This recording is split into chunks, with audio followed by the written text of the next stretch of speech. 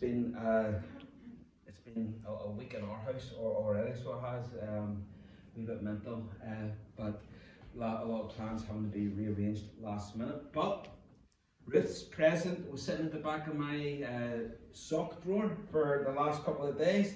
She opened it this morning, she smiled, and she says, "Oh, I love it. How did you know?" It's rather quite easy. She told me. We'd been in the shop, and I says, "Hey, you like that?" "Yeah, I like that." "Okay, cracker." Now, the real victory this year was that I had managed to accumulate a list of a couple of things that she would have liked, and I was able to surprise her. I hope. Because Ruth doesn't really do surprises when it comes to presents. She likes to be very clear about what she wants and from whom she is going to receive it. So normally I will listen and I'll play that game. This morning we're unwrapping the present and we look at each other. "Ooh, what's it going to be?" And her eyes are also saying, "It better be the stuff that I asked for." My eyes go back, "I hope so too." Previous years, I mean, we have gone as far as, she hands me the iPad or hands me the phone, and it's open on a piece of jewellery, or open on some clothing, or opened up on, and she goes, "Isn't that nice? And in stock, and on sale."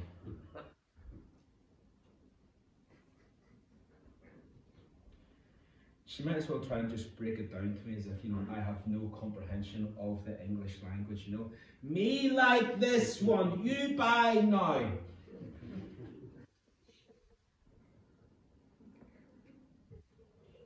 And then on Christmas morning, "How did you know?" "It's just what I wanted." The whole thing is a farce. But it's a system that works for us in our house. The system works. Now, this year, I think I got away with it. If she's looking for a receipt tomorrow, we'll probably know better, but either way, it's over. But I remember being in a jeweller's shop, this must be about 5 or 6 years ago, and I saw a man and a wife having the same conversation in front of the saleswoman. And, the lady saying, "Oh, darling, I really like this. Doesn't it suit my skin tone?" Nothing. Just nothing. And so the saleswoman tries to help her out a little bit. And so it's, "Yes, and I'll just write down that product number in case you forget and want to look at it later. We are open to 9. Did you hear that, darling? They're open to 9. Yes, sir, open to 9. And you could tell that he was thinking about football or something, because then all of a sudden he kind of wakes up and goes, yeah, it's really nice. I think about him often. I pray for him every Christmas. I don't know his name, but I often wondered what happened to him, if they found the body.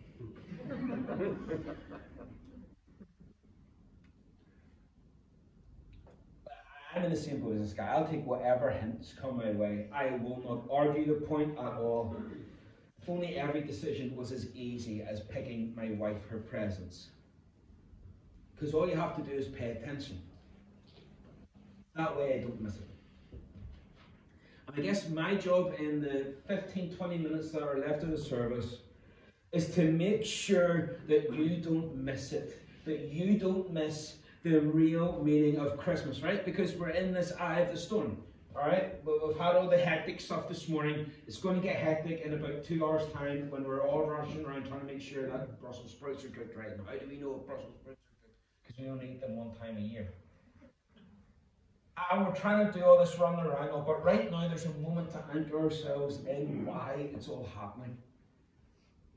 But when we think about the Christmas story, what strikes me as I've been thinking about it and doing all the sermons and doing all the prep this month, I was struck by how few characters I really have to work with. We've got one or two shepherds, a couple of wise men, however many they may be, Mary and Joseph. You know, it's really about it. It's striking how few people were in on the story. So many people in Bethlehem, so many people in the Bible missed it.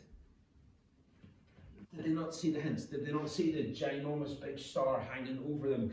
What was going on? Isn't it so far removed from how births are announced in 2021? Whenever everything has to trend on TikTok and has to have a social media presence and filmed on a phone for it to get any recognition. And if that first Christmas were to be taking place now, if the church was in charge of organising the very first Christmas, we would do it differently. We would get a bigger budget, we would organise it in such a way to make sure that nobody misses out. So we have to get rid of Mary and Joseph, because they just don't carry the star quality needed for such an important message. They're obscure nobodies from nowhere important, doing nothing important. So I would suggest to you perhaps we could get Jason Momoa or maybe Chris Hemsworth, you know. Just like the three of us, you know what I mean? It's like, what is the difference? Who knows? Who can tell anymore? Someone with a good, strong chin, something to, you know, pique the ladies' interests. But then Mary, well, you know, she's young. We need someone with the girl next door kind of a look, so perhaps Emma Watson or Hailee Steinfeld, maybe someone like that there. That could really tie it together quite nicely. A bit of star quality for Bethlehem. Maybe the shepherds could be cameoed by The Rock and Kevin Hart. That could work. Or maybe the angels could be played by BTS or Mr. Christmas himself, Michael Bublé.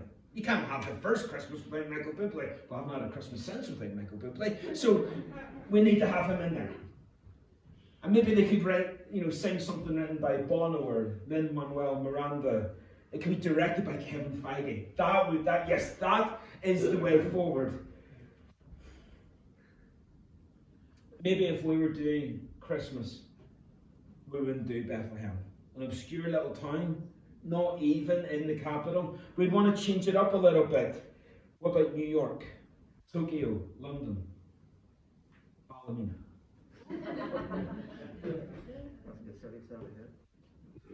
We want to give the whole thing a bit of flair. A little bit of je ne sais quoi, that the birth of the Son of God deserves. Less peasants and more pizzazz. It's all about PR, it's all about marketing. You've got to get people's eyes on the product that we're trying to sell. Why take the risk that people would miss it? Let's get more heads of state, less heads of sheep. Let's get global leaders to endorse this birth, because it's too important for people to miss it. But the thing that I keep coming back to is that God doesn't think about Christmas the way we think about Christmas. He doesn't do Christmas the way we do it. He doesn't do big. He doesn't do tinsel and limelight. He does candlelight and sleepy towns and ordinary people. And so this morning, could I suggest to you again that what I've been trying to underline all month to you in all the different things that we've been doing is that the story of Christmas plays out the way that it does because hidden in these smaller points is the heart of the message. Christmas is for everyone. The good news of glad tidings is for all. Now maybe this morning you feel a little bit like that Bethlehem manger. You feel like life's a little bit messy, a little bit chaotic. In it, yes, there are moments that are real and have real beauty, but also there's parts where it's just messy. Ladies, maybe you feel like you live with animals. My wife has definitely called me a stubborn ass the last couple of days. I did call her a cow. No way, I didn't know. These last 2 years in particular have been crazy.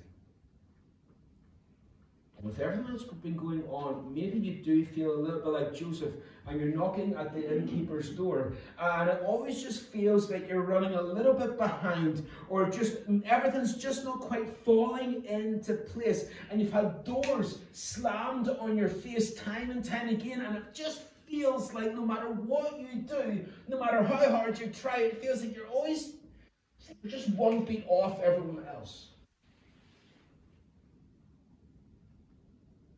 It's never quite fallen into place over the last while.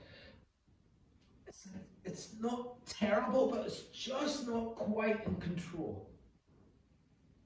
And for all the talk of the big themes of Christmas, we wonder if there's any room for you to take a little bit of piece of that. You wouldn't find joy and peace with a celebrity couple announcing a royal birth. But you will find it in a manger in Bethlehem, with two nobodies like Mary and Joseph. Because Christmas is the story of God's relentless love. This is why we can declare loudly this morning, you can do what they want, you can bring in whatever rules or restrictions or whatever is going on, but you cannot cancel Christmas. Galatians 4, we've been echoing this all month. When the time had fully come, God sent forth his Son, born of a woman, born under the law, to redeem those under the law, that we might receive adoption as sons. Paul told the Corinthians, praise God for his indescribable gift. You can't cancel or postpone that. You see, the moment Mary kissed the face of the baby Christ, any questions about his love or commitment for you, they're taken off the table. They disappear, because in that moment he proved that there was nowhere that God is not willing to go to meet with you. That's what Bethlehem does. That's what it does. He will be with you at work. He'll be with you in the doctor's appointments. He'll be there with the toxic family members later on today or tomorrow. Or even in the toxic relationships. He's going to be with you at school. He'll be there. That's the point. Listen, you can still find him if you spend more time in bars than you do at church. Because no person is too far away from him. No person is too low. No place is too common. There is no limit to his love, because when Christ was born, so was hope.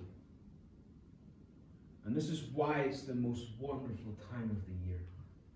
This is why we have a reason to celebrate. God came to us because he knew that there was no way we could ever get to him.